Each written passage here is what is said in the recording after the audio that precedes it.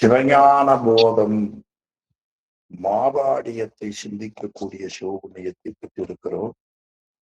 அதற்கு அருள் செய்த திருவருளையும் குருவருளையும் போற்றி கேட்டு சிவபுண்ணியம் பெறுக.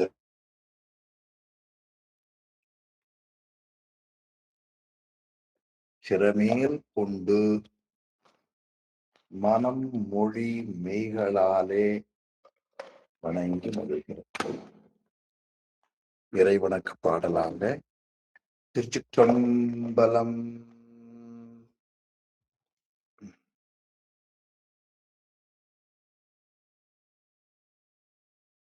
வாழ்க அன்பன வானவர் ஆனினம் வீழ்க தன் பூணல் வேந்தனும் ஓங்குக ஆழ்க தீயது எல்லாம் அறநாமமே சூழ்க வையகமும் துயர் தீர்கவே.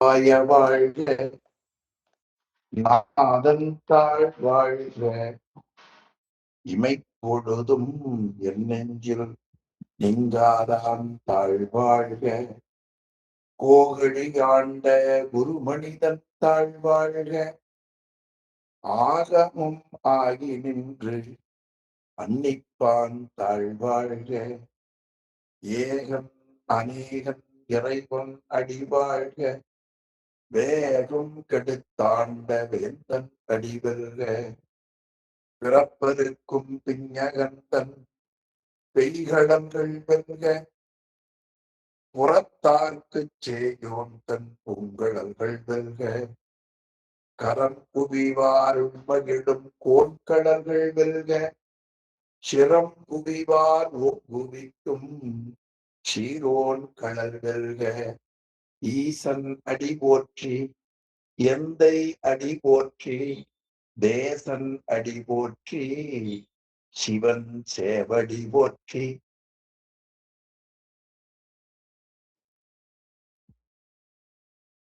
நேயத்தே நின்ற நிமலன் அடி போற்றி மாய பிறப்பருக்கும் மன்னன் அடி போற்றி சீரார் பெருந்துரை நம் தேவன் அடி போற்றி ஆராத இன்பம் அருளும் மலை போற்றி. சிவன் அவன் என் சிந்தையுள் நின்றதனால் அவன் அருளாலே அவன் தாழ் வணங்கி சிந்தை மகிழ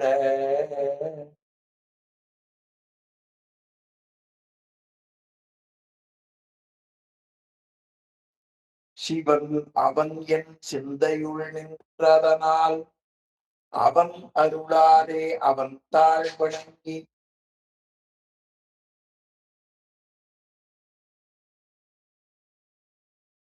அவன் அருளாலே அவன் தாழ் வணங்கி சிந்தை மகிழ சிவபுராணம் தன்னை முந்தை வினை முழுதும் ஓய உரைப்பன் யான். திருச்சிற்றம்பலம்.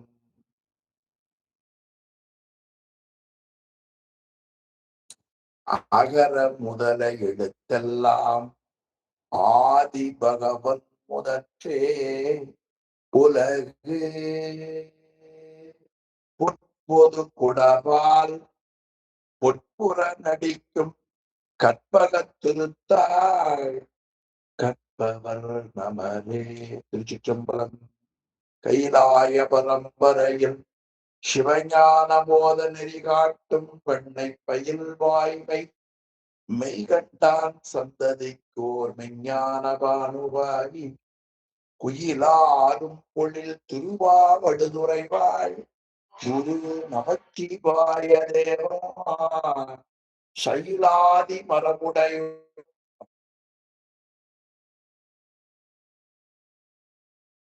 கைலாதி மரபுடையோன் திருமரபு நீடூழி தழையமாதோ.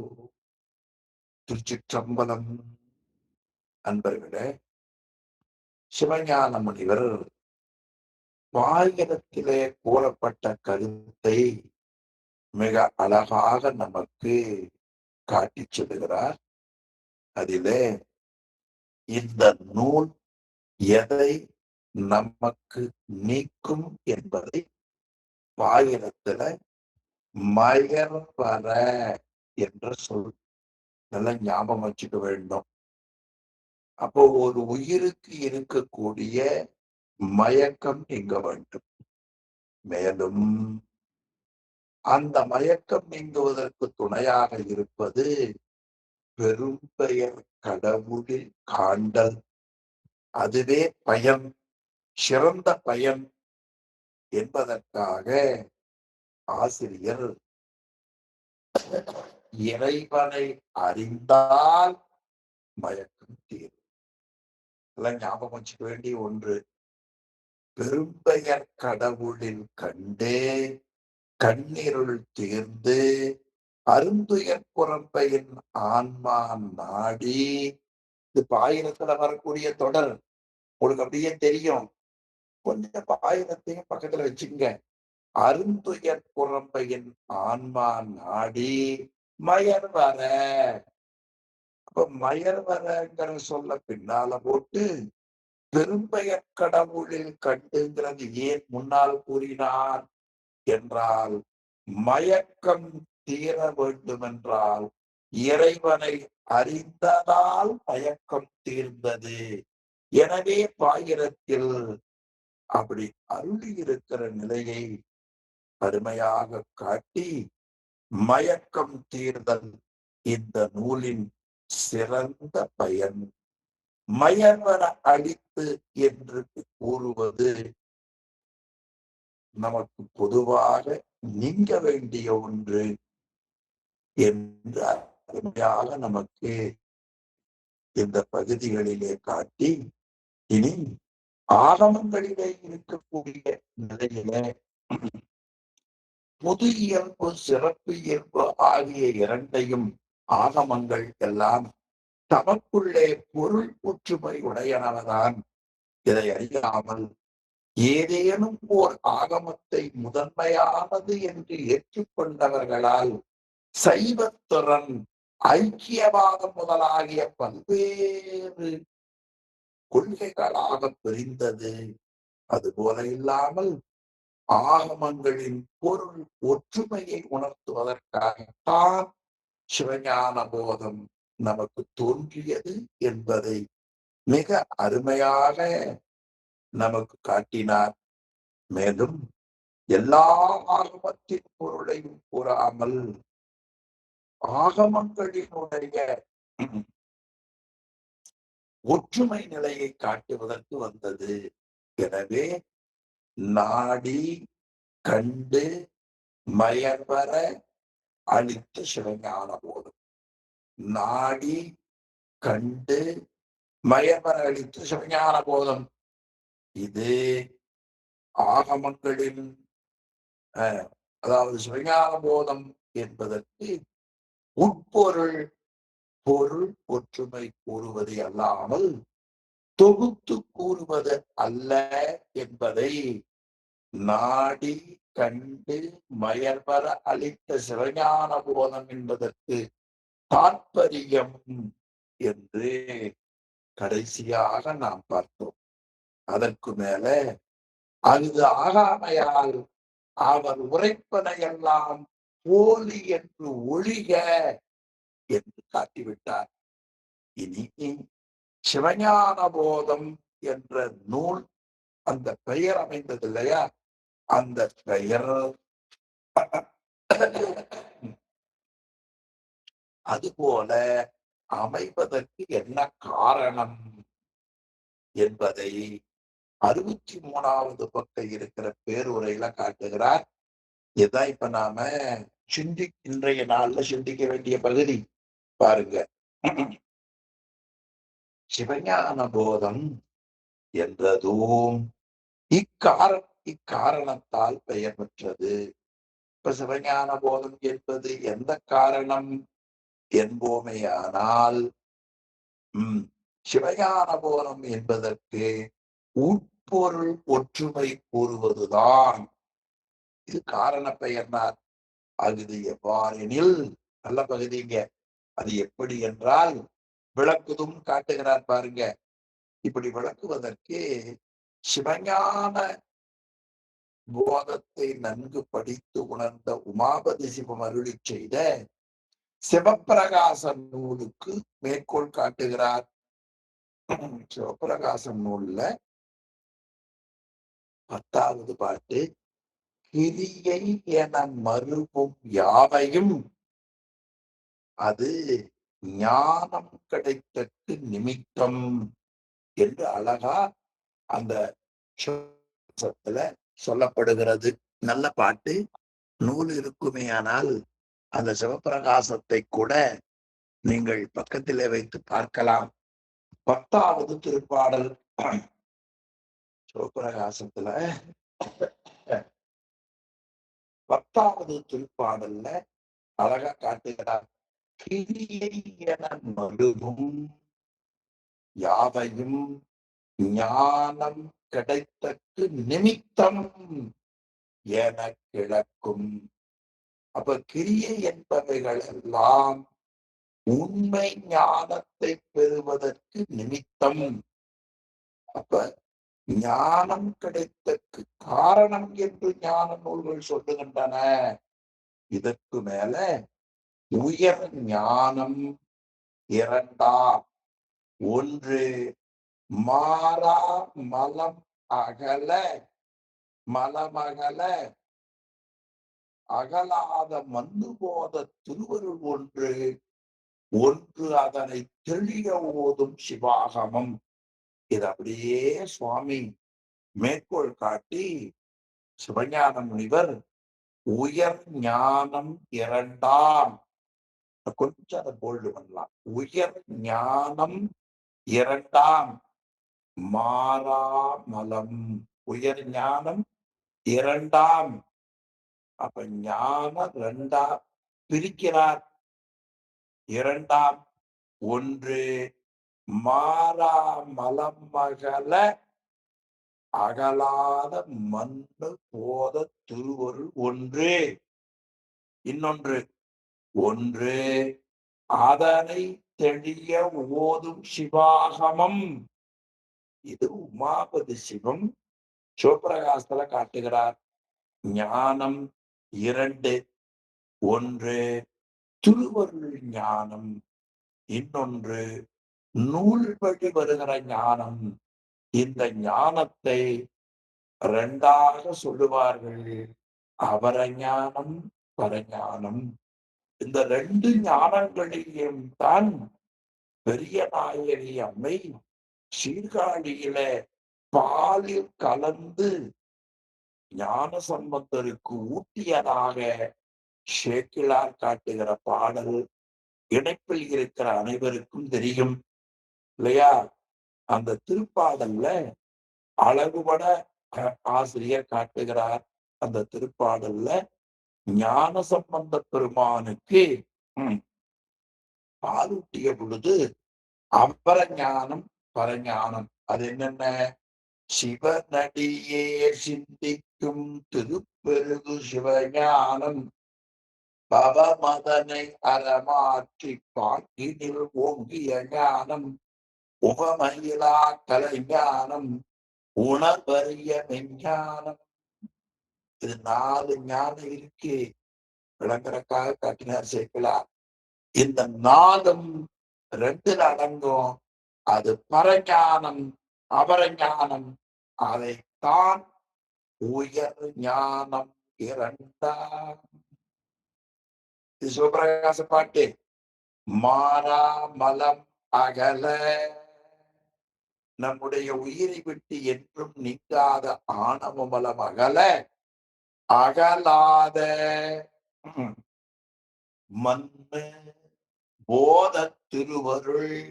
ஆமா, முதல்ல அகலனா அப்புறம் ஒண்ணு போட்டார் பாருங்க, அகலாத ஆக உயிரை விட்டு என்றும் நீங்காமல் இருப்பது திருவருள்.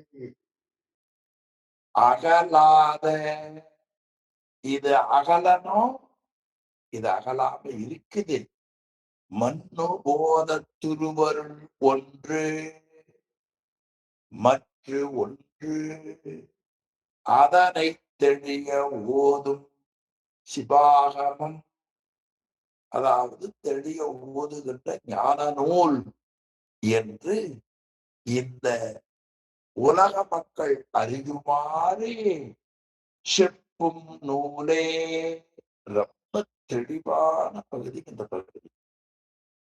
கொஞ்சம் தொன்றர்கள் உள்ள போனால் நல்லா தெரியும். அப்ப சிவஞான முனிவர் பரஞானம் என்பது உயிர்களை பற்றி இருக்கிற அறியாமையாகிய ஆணவ மலங்களை அகற்றி தான் நிலை பெற்று நிற்பது. இதற்கு திருவருள் என்று பெயர். இனி அந்த திருவருளை தெளிவாக அறிவதற்கு சொல்லக்கூடிய அபரஞானம் என்று காட்டி, அவற்றுள் பரஞானம் போதிப்பது எல்லா அபரஞானங்களுக்கும் பொதுவாதலின் ஈண்டு சிவஞானம் என்பது அபரஞானமாகிய சிவாகமேயாம் என்று காட்டினார். அப்ப சிவஞான போதம் என்பது எது? அபரஞானமாகிய சிவஞான போகம். இதெல்லாம் அபரஞானம் தான். நூலுன்னு வந்தாலும் அபரஞானம் தான். பரஞானம் என்பது எது?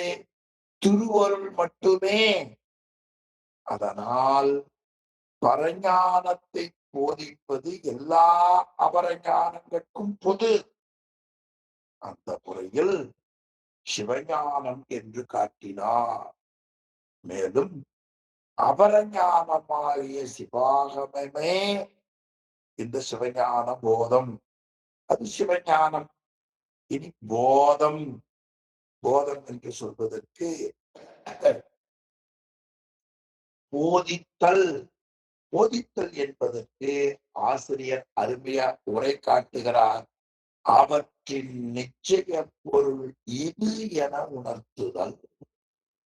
அவற்றின் நிச்சய பொருள் இது என உணர்த்தல். அப்ப போதித்தல் என்ற சொல்லுக்கு பொருள் இது என உறுதிப்படுத்துதல். அப்ப சிவஞானத்தை, அதாவது திருவருளை அறிவதற்கு சொல்லப்படுகிற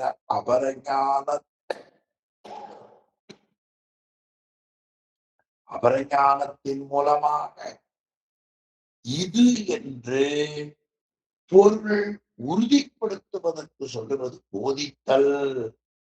ஆகவே சைவ ஆகமங்களின் பொருள் நிச்சயம் உணர்த்துவது சிவஞான போதம் என காரண குறியாயிற்று. அப்ப பொருள் இது என உறுதிப்படுத்துதல். சிவஞான போதம் என்பது சிவனது ஞானத்தை போதித்தல். போதித்தலாவது பொருள் இது என உறுதிப்படுத்துதல். அதைத்தான் முனிவர் என்ன காட்டினார்? சைவ அவற்றின் நிச்சய பொருள் இது என உணர்த்துதல். ஆக சைவ ஆகமங்களின் பொருள் நிச்சயம் உணர்த்துவது சிவஞான போதம். இந்த பொருள் வடமொழி சிவஞான போதத்தின் 12ஆம் சூத்திரத்தில் பின்னர் கூறியதாக காட்டுகிறார். இது தமிழிலே இருந்து மொழிபெயர்த்த, வடமொழியிலே இருந்து தமிழில் சிவஞான போதம் மொழிபெயர்க்க பெற்றது என்பது சிவஞான முனிவருடைய கருத்து. ஆனால் உலக மக்கள், அறிஞர்கள் சிவஞான போதம் வடமொழியிலே இருந்து மொழிபெயர்க்கப்படவில்லை, தமிழில் தோன்றிய முதல் நூல் என்று கூறுகிறார்கள். ஆனா முனிவர் அதை ஏற்றுக்கொள்ளவில்லை. அதனால் அதிலே இருந்து இது கூறப்பட்டதுன்னு காட்டினார். இனி அடுத்த பகுதிக்கு போவோம். 64வது பக்க பேருரை காமிங்க. சிவஞானம் என பொதுப்பட கூறினும் தலைமை பற்றி ஞானபாதமே கொள்ளப்படும். அப்ப இந்த நூலுக்கு சிவஞான போதம் என்று பெயர் அமைந்தது பொருள் உறுதி என உறுதி பெற போதித்தலாகும். ஆமா. அப்போ சரியை, கிரியை, யோகம், ஞானம் என்று 4 பாதங்கள் உள்ளன. ஆகமங்கள்ல சரியாபாதம், கிரியாபாதம், யோகபாதம், ஞானபாதம் கூறப்படும். ஆனால் இங்கே இந்த சிவஞான போதம் ஞானத்தை மட்டுமே கூறுகிறது. இது முனிவர் கண்டது. எனவே சிவஞான போதம்ங்கிறார். சரியாபாதம், கிரியாபாதம், யோகபாதம், ஞானபாதம் மட்டுமே கூறியது.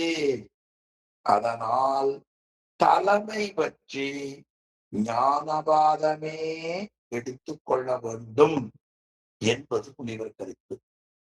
ஆமா. பேருரை மட்டும் கொஞ்சம் பெருசாக அமைங்க. தலைமை பற்றி ஞானபாதமே எடுத்துக்கொள்ள வேண்டும். அந்த பகுதியை மட்டும் கொஞ்சம் நல்லா காட்டுங்க. தலைமை பற்றி ஞானபாதமே எடுத்துக்கொள்ள வேண்டும். அப்ப ஞானபாதத்திற்கு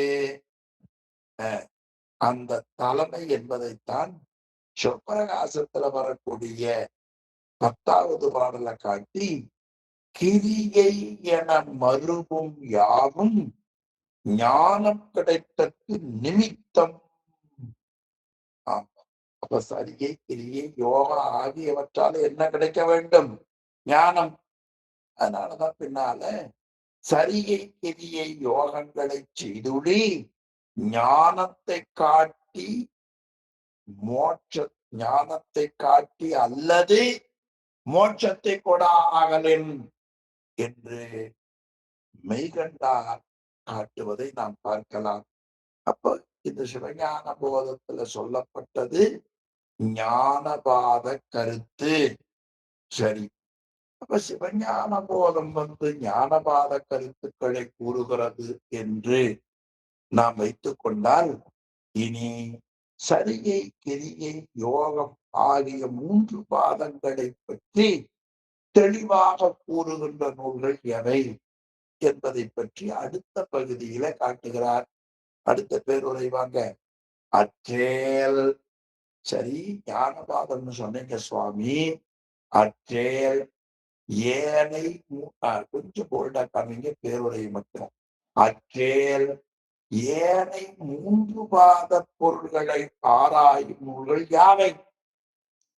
இப்ப சிவஞான போதம் ஞான போதத்தையே சொல்லுகிறது என்று முனிவர் கூற, அப்போ ஏனைய சரியாபாதம், கிரியாபாதம், யோகபாதம் ஆகியவைகளை ஆராயக்கூடிய நூல்கள் யாவை என்று மாணவருக்கு ஐயம் வரும். அந்த ஐயத்திற்கு பதில் சொல்லுகிற வகையில சோமசம்பு சிவாச்சாரியார் ஒருத்தர். அவருடைய பெயர் சோமசம்பு. அவர் சிவபூஜை செய்தால ஆச்சாரிய குலத்துல தோன்றிய சிவாச்சாரியாருக்கு பேர். அவர் செய்த கிரியா காண்ட கிரியா காண்ட கிராபதி. கிரமம்னா முறைன்னு அர்த்தம். கிரியைனா செயல் அர்த்தம். கிரியா காண்ட கிரமாவலி கிரமம் அவை என்று காட்டுகிறார். அப்ப கிரியை நூல்கள் பத்ததி என்று மக்களால் சொல்லப்படும். சோமசம்பு சிவாச்சாரியாரையும் அவரது நூலையும் உடன்பட்டு ஏற்றுக்கொள்ளுகிறார் சிவஞான முனிவர். ஆனால் அகோர சிவாச்சாரியார் ஒருத்தர் அவருடைய கருத்துக்களை ஏனோ முனிவர் பெருந்தகை ஏற்றுக்கொள்ளவில்லை. என்பதை அவருடைய உரையில நாம் பார்க்கலாம். அது ரொம்ப அருமையா காட்டுறார் பாருங்க. ஞானவாத பொருள் ஆராய்ச்சி நூலும் பிற்காலத்து ஆசிரியன்மாரே கூற அமையும்.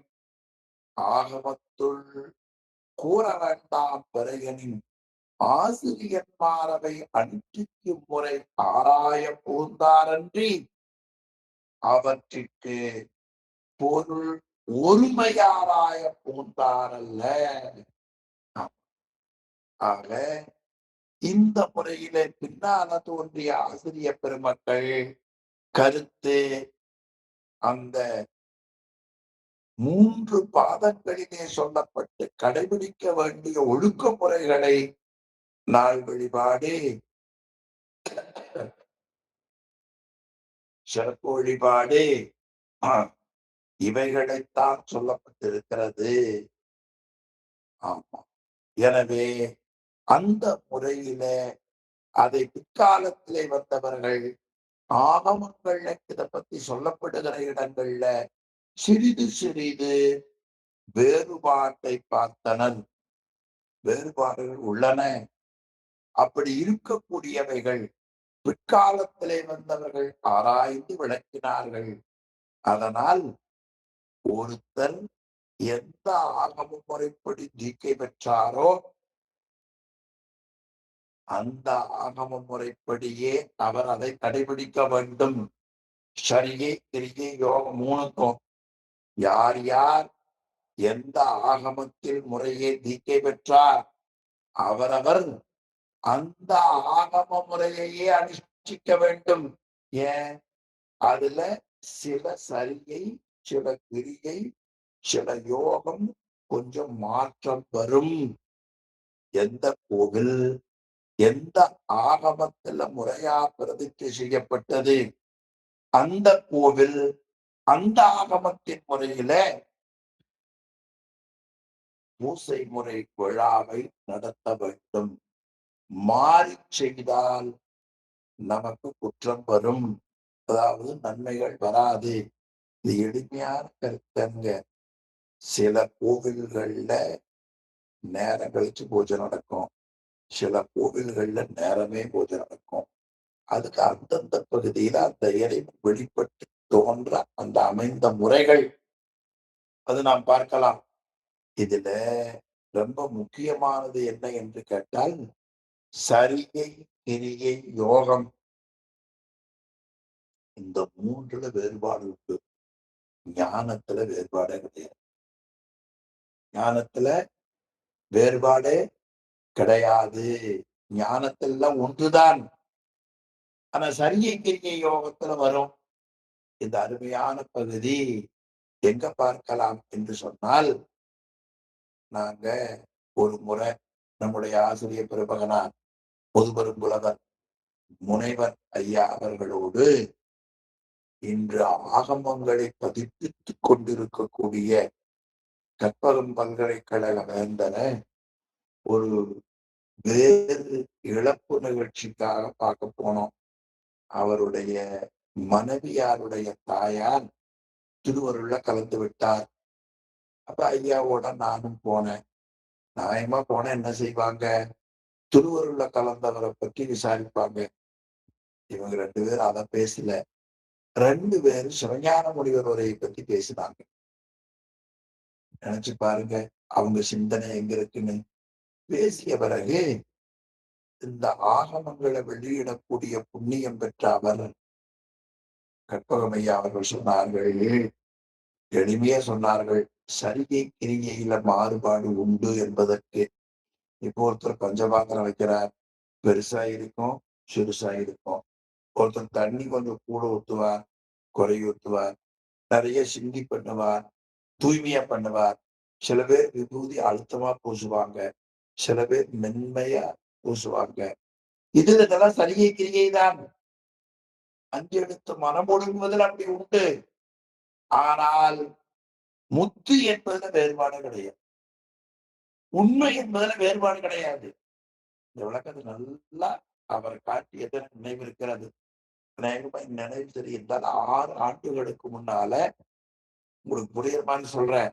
ஒரு டெத்து வீட்டுல 2 பெரியவர்கள் பேசிய பேச்சை இந்த பகுதியை நான் கேட்டிருக்கிறேன். 5 வருஷம் கழிச்சு மீண்டும் இந்த பகுதியை உங்களோடு பகிர்ந்து கொள்ளுகிற வாய்ப்பை கடவுள் கொடுத்தார். எனவே சரியையில வேறுபாடு உண்டு, கிரியையில வேறுபாடு உண்டு. யோகத்துல இருக்கும். தெளிவில ஒருபோதும் வேறுபாடு கிடையாது. ஒன்றென்றது ஒன்றேதான் பதி. முப்பொருள் உண்மை. அது விளக்கம் காட்டுகிறார். பாருங்க. மீண்டும் அதே பகுதிய நாம பார்ப்போம். மாறிச் செய்யின் குற்றம் ஆகமங்களே கூறுதலின் அவற்றிற்கு பொருள் உரிமை காட்டல் ஆகாமையால் கற்ப வேதத்தாலும் ஆன்மாக்கள் கருத்து வேறுபாட்டாலும் அவ்வவற்றிற்கேற்ப பொருள் கூறல் பொருத்தமுடைத்து என்பது பற்றி அவற்றை கூறும் ஆகமங்கள் சிறுபான்மை தம்முள் வேறுபட்டன. ரொம்ப எச்சரிக்கையா காட்டுகிறார். சிறுபான்மை வேறுபட்டன. என்ன காரணம் என்றால், ஒன்று கற்ப பேதம், கால பேதத்தால் சிலது நடக்கும். இனி ஆன்மாக்கள் கருத்து வேறுபாடு. ஆமா, சில பேர் பஞ்சபாத்திரம் வச்சிருப்பாங்க, சில பேர் மண் சொப்பு வச்சிருப்பாங்க, சில பேர் வெள்ளி பாத்திரம் வச்சிருப்பாங்க, சில பேர் தங்க பாத்திரம் வச்சிருப்பாங்க. இந்த பொருள் வேறுபாடு உண்டு. ஆனா தண்ணி தண்ணியா இல்லையா? அந்த முறையில கற்ப வேதத்தாலும் ஆன்மாக்களில் அந்த அந்த பகுதியை மட்டும் அண்டர்லைன் பண்ணுங்க. 25வது பக்கம் மேல அந்த பத்தியை கொஞ்சம் போல்டா காமிச்சு அந்த இடத்தை மட்டும் காட்டுங்க. கற்ப வேதத்தாலும் ஆன்மாக்கள் கருத்து வேறுபாட்டாலும் அவ்வவற்றிற்கேற்ற பொருள் கூறல் பொருத்தமுடைத்து என்பதை பற்றி அவற்றை கூறும் ஆகமங்கள் சிறுபான்மை தம்முள் வேறுபடும். எதுல? சரியை, கிரியை யோகத்திலும் உண்டு. சரியாபாதம், கிரியாபாதம் யோகபாதத்தில் நடக்கும். ஆனால் இனி ஞானபாதமாவது பொருள்தன்மை உணர்த்துவது அகலின் ஆண்டு வேறுபடுதல் பொருந்தாது. அந்த பழைய அடிக்கோட்டத்தை மறைச்சிட்டு பாக்குற பதியை மட்டும் அடிக்கோடு மஞ்சள் போட்டு காமிங்க. அப்ப ஞானம் என்பது எல்லோருக்கும் ஒரு தன்மையாகவே உணர்த்தப்படும். இப்ப ஞானபாதமாவது பொருள்தன்மை உணர்த்துவது. ஆண்டு வேறுபடுதல் பொருந்தாது. ஆயினும் ஆன்மாக்கள் மல பரிபாக தாரதமியத்துக்கு ஏற்ப தூல அருந்ததி முறைமையால் உணர்த்துதல் மரபு. அப்ப உயிர்கள் வினை நீக்கம் பெறும் பொருட்டு அவ்வவர்களுடைய பக்குவத்துக்கு ஏற்ப விளங்கும். எளிமையா சொன்னா, நீங்களே நல்ல அமைதியான நிலையில தேவாரம் பாடி பாருங்க, நெஞ்சம் உருகும். போற போக்குல பாடி பாருங்க, ஏதோ சொன்ன மாதிரி இருக்கும். நமக்குள்ளேயே நம்ம கண்ணுக்கு அனுபவம் தெரியுதா இல்லையா? எண்ணி பாருங்கள். அப்ப ஞானபாதம் யாரால் சொல்லப்பட்டது? வினையின் நீங்கி விளங்கி அறிவனாகிய இறைவனாலே உணர்த்தப்பட வேண்டும். இறைவனாலேயே உணர்த்தப்பட வேண்டும். அந்த முறையில் சில இடங்கள்ல அந்த கருத்துக்கள் கொஞ்சம் முரண் இருக்கும். இப்ப ஞானவாத பொருள்களை யார் பயிலுகிறார்களோ அவர்களின் பக்குவத்துக்கு ஏற்ப தூல அருந்ததி முறை. சில பேர் நேர அருந்ததியை விளங்குவான். சில பேர் அந்த அருந்ததி நட்சத்திரத்துக்கு பக்கத்துல இருக்கிற பெரிய நட்சத்திரத்தை காட்டி, அது தெரியுதா அது பக்கத்துல இருக்கிறத அருந்ததி காட்டுவார். இதுக்கு தூல அருந்ததி நாயம்னு பேர். ஆமா. நிறைய காலங்கள்ல அந்த வேறுபாடு நமக்கு உண்டு. அந்த முறையில அவைகள் கூறப்பட்டன. அதனால் இந்த பகுதியில மலபரிவாக தாரதமியம் நல்லா சொல்ல பாருங்க. கிராமங்கள்ல யாராவது விவரம் தெரியாம பேசினான்னு வைங்க, அவன் என்ன தாரதமியம் எல்லாம் பேசுறான். சில பேர் தகுதி இருக்கு. எல்லா இடத்துலயும் எல்லாத்தையும் பேசலாமா? ஆமா. அந்த சொல்ல அப்படியே போட்டார். தாரதமியத்திற்கு ஏற்ப தூல அருந்ததி. தூலம்னா பருப்பொருளை காட்டி நுண்பொருளை பெற வைத்தல், உணர்த்துதல் மரபு. எப்படி உரை பண்ணுகிற திறனை காட்டுறார் பாருங்க. அங்கனம் கூறும் ஆகமங்கள், அந்த முறையிலே சொல்லக்கூடிய ஆகமங்கள் நோக்குவோர், அதாவது படிப்பவர்கள், அவை ஒன்றோடு ஒன்று முரணுபன போல கருதி மயங்குவார்கள். ஆனா அது ஒன்றோடு ஒன்று முரணவ அல்ல. எடுத்துக்காட்டா பொது சிறப்பு போட்டு சொல்றேன் பாருங்களேன். சிந்திச்சு பாருங்க. ராஜையா போன்றவர்கள் கூட ஆழமா சிந்திப்பவர்கள். அதாவது சுந்தரமூர்த்தி நாயனாருடைய அந்த அவதாரம் இருக்கிறது, அது வினையால் வந்தது அல்ல. அவர் நல்ல தூய்மையான முக்தி நெறியில இருந்து சிவபெருமானுக்கு பக்கத்துல திருநீற்று காப்பை ஏந்தி கொண்டிருந்தார். அவர் திருத்தொண்ட தொகையை அவர் வழியா கொடுக்கணும்னு நினைச்சார் இல்லையா? இந்த சிறப்பு. உடனே பொதுத்தன்மை என்ன? அவர் நேரடியா இங்க வந்தா பொதுவா படிக்கிறவங்களுக்கு குழப்பம் வந்துடும். அதனால புராண கதையா பொதுத்தன்மையில சுவாமிக்கு பூவெடுக்க போனாங்க. பூவெடுக்க போற பொழுது பல நாள் போயிருக்கிறார். அன்னைக்கு அங்க இருக்கிற அனந்ததி குமரனை பார்த்தாங்க. அவங்களும் இவங்களை பார்த்தாங்க. எங்க பூவெடுக்க போன போது இதுவரை பார்க்காமையாம இருப்பாங்க. பார்க்க வச்சார். அதுக்கு காரணம் காட்டுகிறார். பூவெடுக்க போனார்.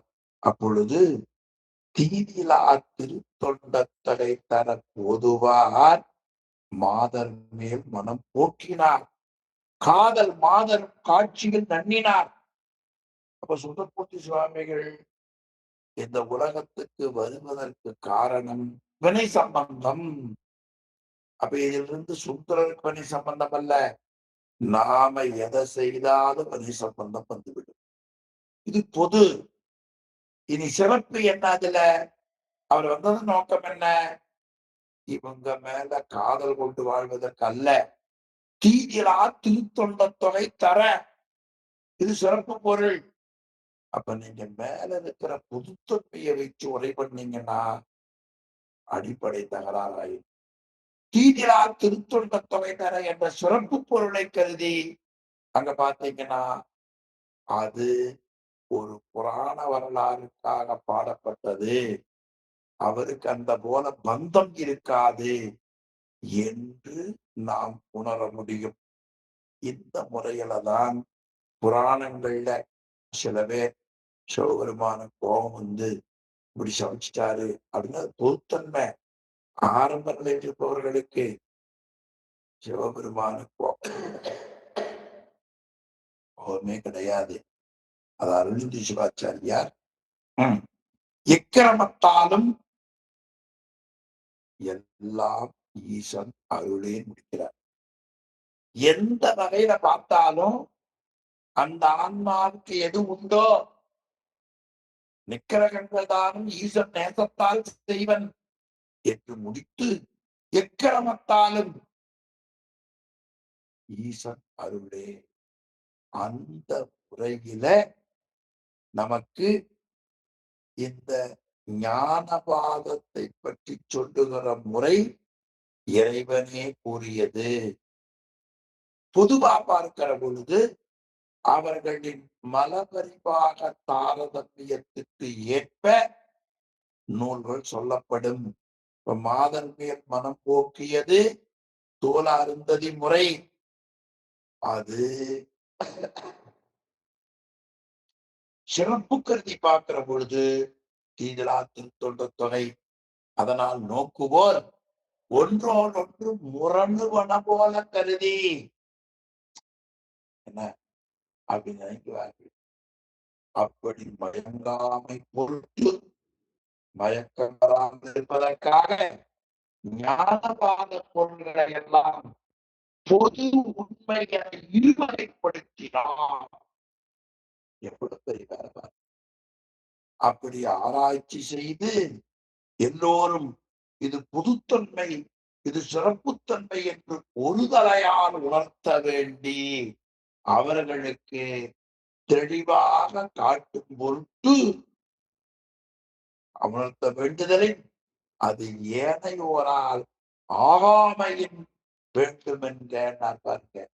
அப்ப சிவஞான முனிவர் இந்த நூலிலே ஞானவாத பொருள்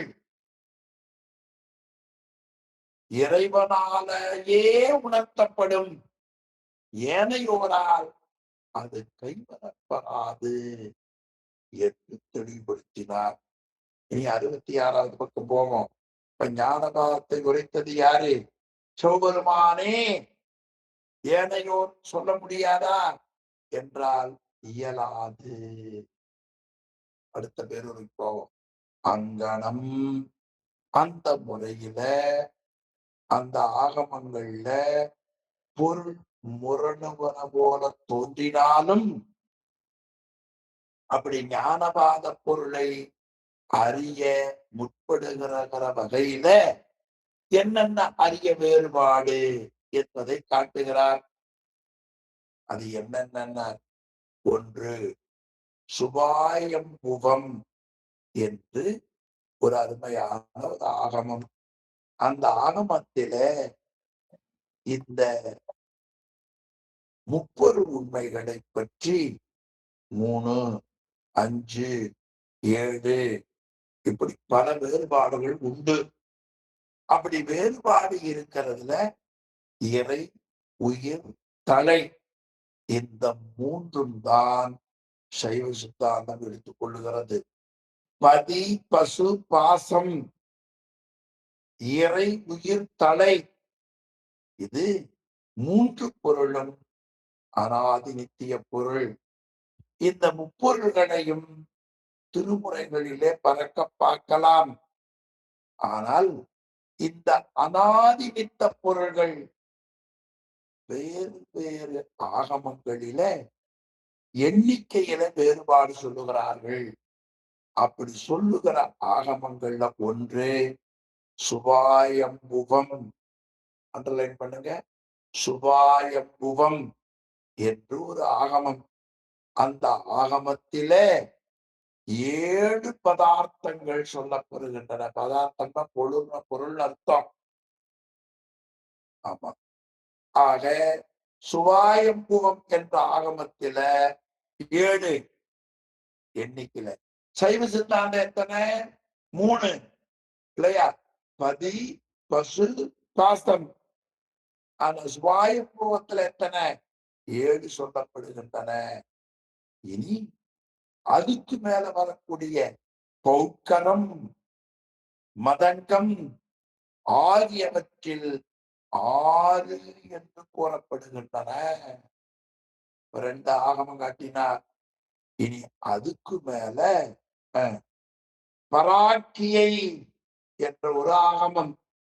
அதுல 5 என்று கூறப்படுகின்றன.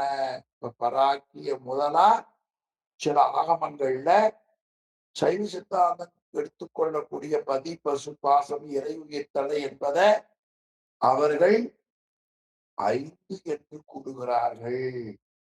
இனி சர்வ ஞானோத்தரம் முதலியவைகளில 4 என்று சொல்லப்படுவது.